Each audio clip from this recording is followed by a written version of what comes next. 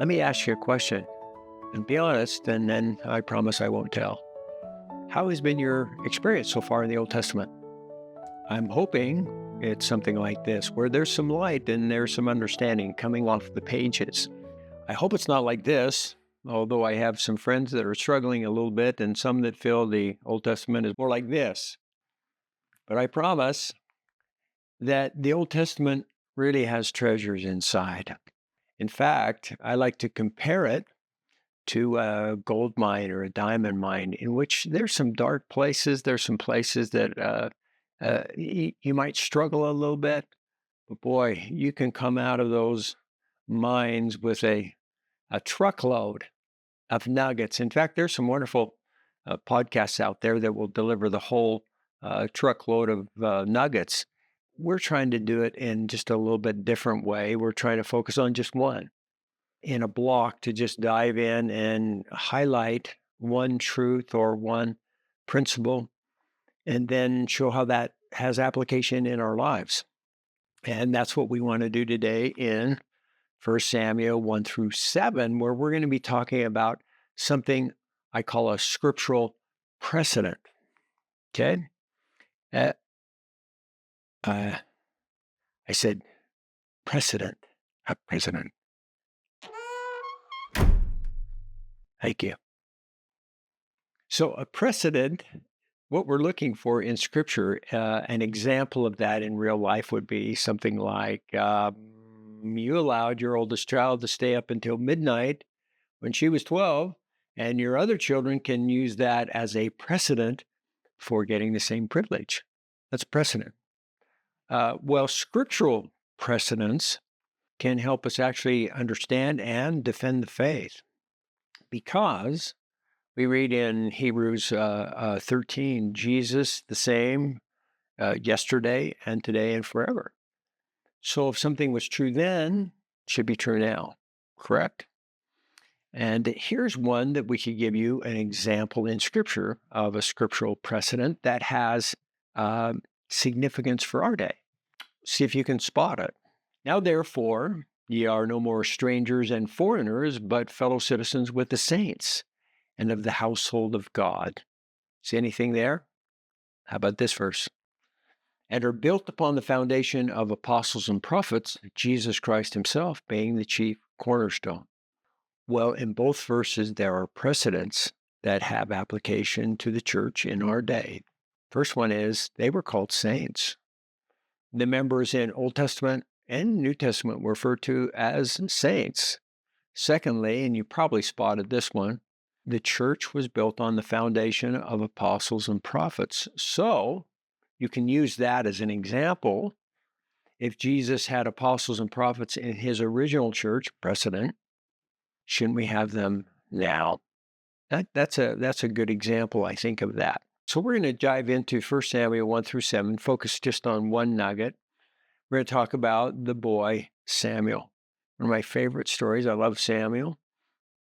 And we're going to use Samuel as a precedent for the prophet Joseph Smith. There are some precedents there. You know, you probably have heard, as I have, some criticism about God wouldn't call this young boy and appear to a young boy. And, well, there's some precedents that we can look at with Samuel that I love. If you know the story, I hope you've read the story by now of Samuel and his mother, Hannah, who we read about in the first chapter. She is childless. She promises to consecrate a son to God's work if God will grant her the privilege of having a son.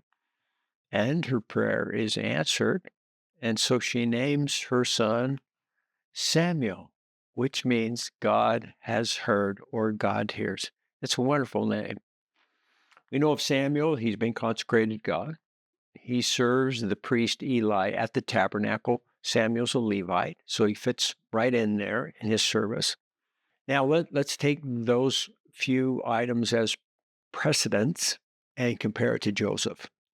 You know the story. Joseph has been seeking for the true church. He seeks for wisdom in prayer, and he said he was visited by the Father and the Son. So let's compare some things. Let's use Samuel as a precedent for Joseph. Both are called in their youth. And the child Samuel ministered unto the Lord before Eli. I was at this time in my 15th year. It's only 14, in his 15th year. The Lord appears to both of them, young boys. And the Lord came and stood and called, as at other times, Samuel, Samuel. When the light rested upon me, I saw two personages, pierced both, called them by name. And the Lord called yet again, Samuel. One of them spake unto me, calling me by name. The Lord knows all of our names, but isn't it tender that he's calling them by name?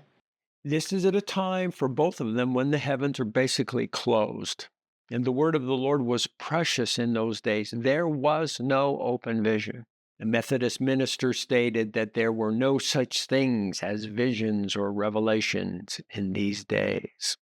Both not only heard, but spoke with the Lord. Then Samuel answered, Speak, for thy servant heareth. He's speaking with him. And Joseph, I asked the personages who stood above me in the light, which of all the sects was right. They're speaking with them. Both are being called during a time of apostasy, where the church has fallen away from all of the true doctrines and organizations. And Samuel spake unto all the house of Israel, saying, Put away the strange gods and Ashtaroth from among you, and prepare your hearts unto the Lord. Joseph, I was answered that I must join none of them, for they were all wrong. Time of apostasy. And both are rejected by the people in mass. Samuel, nevertheless, the people refused to obey the voice of Samuel, and they said, Nay, but we will have a king over us. They don't want a prophet, they want a king. And Joseph, and this was common among all the sects, all united to persecute me. Can you see some of those?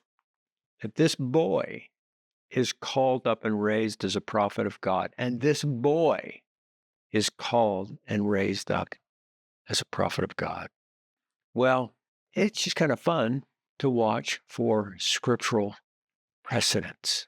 It will help the scriptures come alive and helps to sustain the faith that we have, the understanding we have of the restored doctrine, restored church in our day.